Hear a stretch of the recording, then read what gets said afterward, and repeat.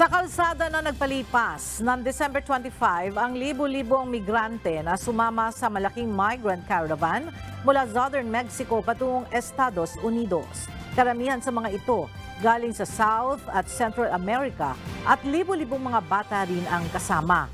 Umalis ang mga ito ilang araw bago ang nakatakdang pagbisita ni US Secretary of State Antony Blinken upang makipagpulong sa Mexican President at tugunan ang mass migration.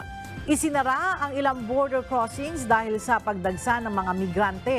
Kapwa nababahala na sina US President Joe Biden at Mexican counterpart Andres Manuel Lopez Obrador dahil sa matinding pagtaas ng mga migrante na tumatawid sa joint border.